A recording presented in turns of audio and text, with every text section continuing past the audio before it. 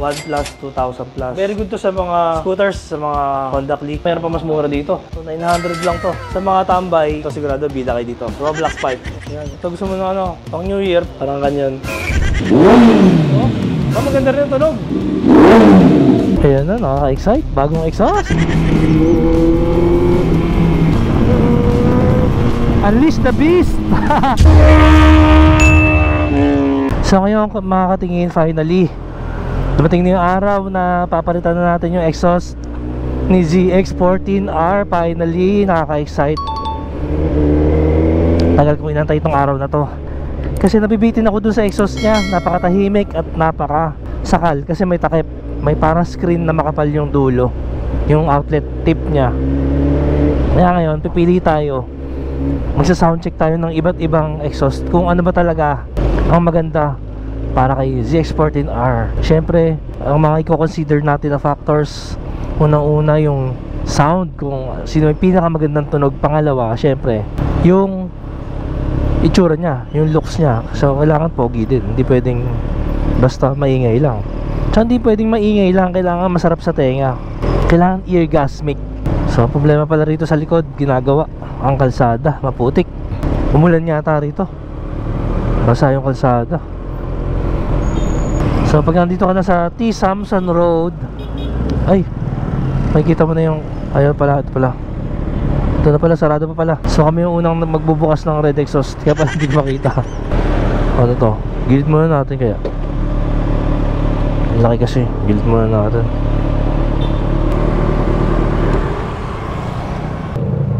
Ako takot yung pinagdaan natin Pero mga stable naman.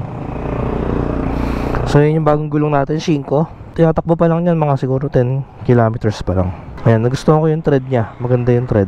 Tsaka hindi siya yung malubak-lubak. Baga smooth yung surface niya na pantay-pantay. So maganda to sa bangkingan. Pati yung profile niya, medyo patulis. Medium compound yung gitna. So gandaan yan. Sa bigat ng motor na to, sa lakas ng torque, hindi kagad mauubos yung gitna. Hindi siya kagad mag-i-square. Basta na natin. So yun mga tingin, una pa tayo sa first. Dito tayo sa red exhaust, kakabukas lang. At tayo pinakaunang customer. Dala natin ZX14R. So finally, dalawang wait is over. Ang tahimik kasi na itong M4. Tapos may screen, ayun kaya sakal na sakal, sarado yung tip nya. Pasok na natin. Tayo yung pinakaunang customer dito.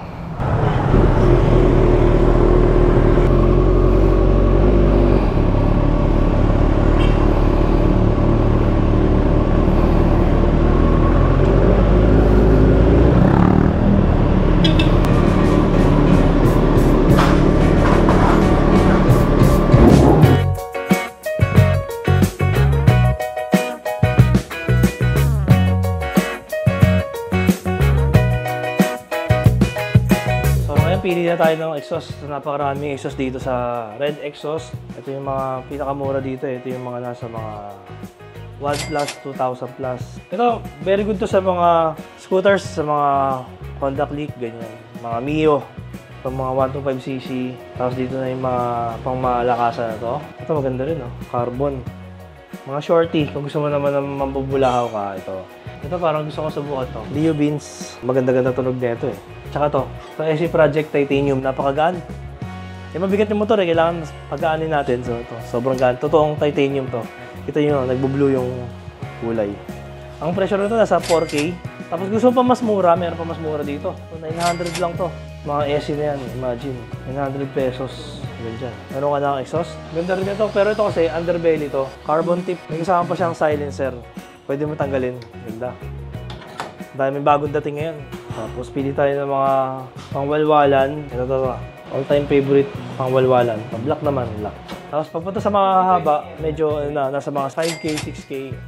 Tapos syempre kailangan merong mahaba para pag gusto mo ng relax lang, chill. Ito bagay to. Bagay talaga sa mga sport touring, tsaka sa mga malalaki. May silencer siya. Testingin natin na may silencer, testingin natin na wala. Ito rin pala, SC Carbon. Subukan na natin. Kailangan natin malaking butas, malaking outlet kasi malaking makina natin. So ito yung kagaya na nakakabit sa atin, M4. Ito yung bago, Heptaforce. So parang gusto kong subukan dito. Medium naman to, medium size na canister. Tapos ito, meron pa mga Leo Beans. Ito, ang ganda ng shape po. Yan. Ito gusto mo na ano, pang New Year. Parang ganyan. Ito, Roblox pipe. Subukan natin. Pampasaya. So, yan yung tsura niya. Yan. Kung gusto nyo po na kakaiba sa mga tambay, kayo yung bida. Ito sigurado, bida kayo dito. Roblox pipe.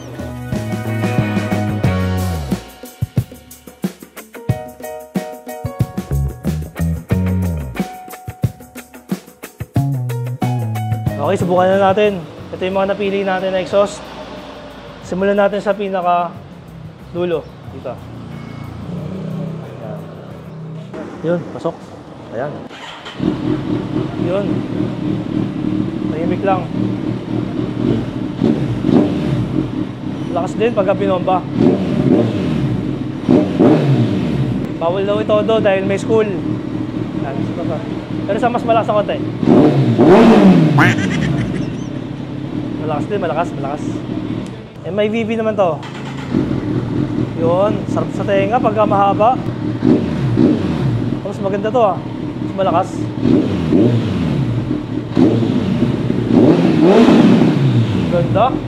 Ganda ng tunog. Sabing suabe. Ito naman, SE Project All Carbon. Sakto yung tunog, medyo malakas yung idle niya ngayon. Mas malakas to Ang lakas, ganda. Ganda ng tunog. So ito naman, Yoshimura na carbon din. With silencer. Wow! Parang stock. Galing, no? Yan. Ayun, so walang silencer. So mag-long ride ka, mag-silencer ka. So pag mga short ride lang, mga malalaki lang, try natin. So, kaswa. Wow, ganda. Ito na yung favorite ng mga loko-loko, yung Roblox pipe. Tahimik din Ganda maganda rin yung tunog. Tsaka pwede itong pang bike show. Suwabe lang. Punta na tayo sa mga alarm clock para sa mga kapitbahay yan. So ito, meron pa siyang silencer. Pero malutong. Kalahati pa lang yun. Paingay ng paingay. Leo Vince. Pagka-start pa lang, puputok na. Grabe sa tunog.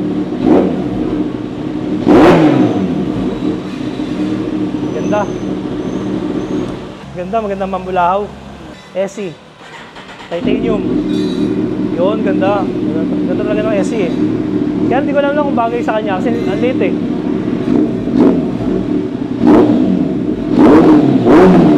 Ganda. Sa malakas. Grabe, dumadugundong. Ang laki ng tunog, parang tunog kotse, no? Ito yung panginis. Grabe, konti pika pa lang. Talagang game over na. Game over. Woo! So yan, 50% lang po tayo. 50% na RPM lang. So far, ito nagustuhan ko SE.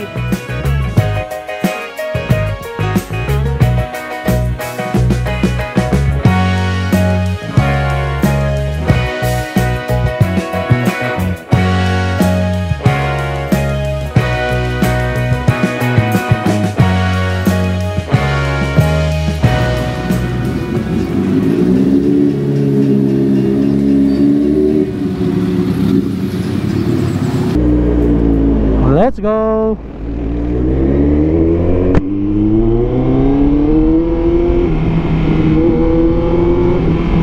Woohoo! Grabe, no? So hindi siya masyado maingay. Just as I expected. Pag na-RPM mo lang siya, tsaka lang siya maingay. Sa mga ganun, sa mga salubong, doon lang maganda yung malalakas di ba? Para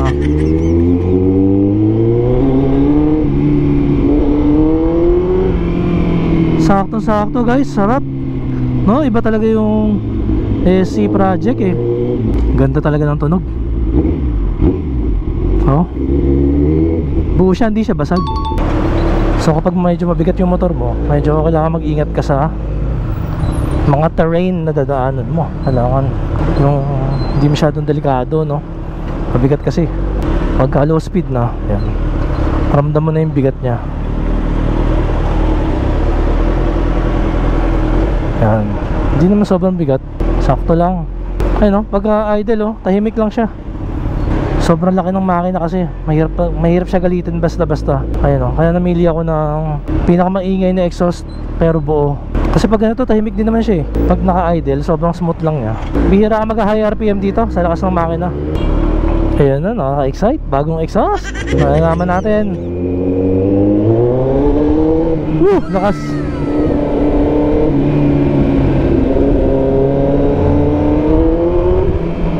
Kaya mag-wheelie. Sobrang lakas na arangkada. Ibang kaluluwa.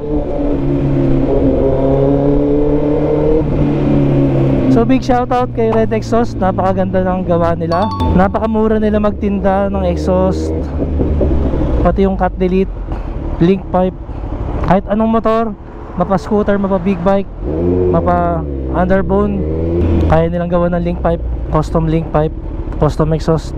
So yung mga taga dito sa north, di na kailangan dumayo pa ng south para lang magpakabit ng exhaust, di ba? Bubutok-putok, ganda. May pops and bangs. Talagang Kawasaki is one of the best sounding bikes pagdating sa mga screamer na bikes, diba? Kawasaki talaga. Very smooth engine. So itong motor na to, halos zero vibration. Almost, sobrang smooth eh. Mga siguro 5%. Hindi naman zero, mga 5% vibration.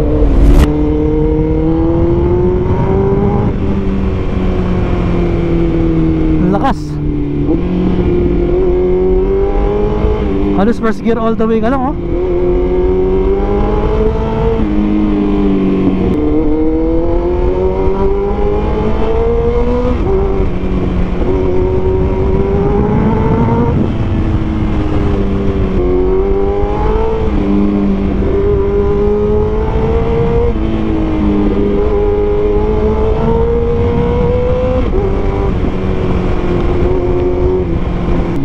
Napaka-solid, wala akong masabi sa tunog.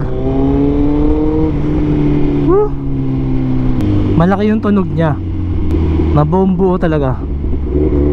Nag-match sila nung SE project kasi si SE yung talaga yung maganda sa kanya, buo yung tunog. Tapos si 14R naman, malaki ang tunog. Eto sakto. Mag-soundcheck tayo dito.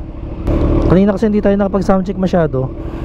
Gawa ng may school, di na rin pwede masyado mag-ingay doon. So ito na yung exhaust natin, nakatapat dito punta rito. Hindi ka delikado. Grabe high RPM. Grabe walang backfire. Smooth na smooth. Ang sakit na nga. Sakit sa eardrums. Sobrang solid.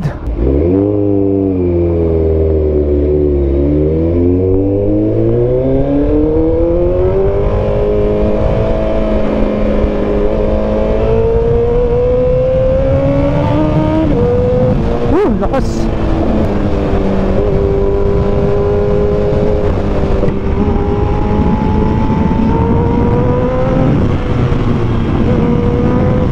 Unleash the beast. Sarap. Shoutout nga pala sa mga taga Jensan. Yan. Doon kasi galing tong motor na to. Tsaka lumabas na yung power niya, nakakahinga na siya. Yung dati kasi may screen sa tip niya, kaya sakal yung hatak niya dati. Ngayon unleash the beast na.